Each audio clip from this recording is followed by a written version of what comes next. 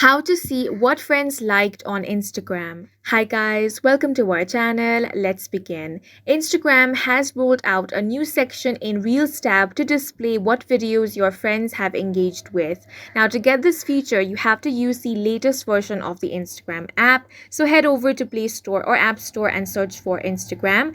Tap on the update button here to update the application to the latest version. Now you want to open the Instagram app. Here, head over to the Reels tab. Now, as you scroll, you will find a new section at the top right corner that displays users who have liked this reel. Now, you want to tap on that section.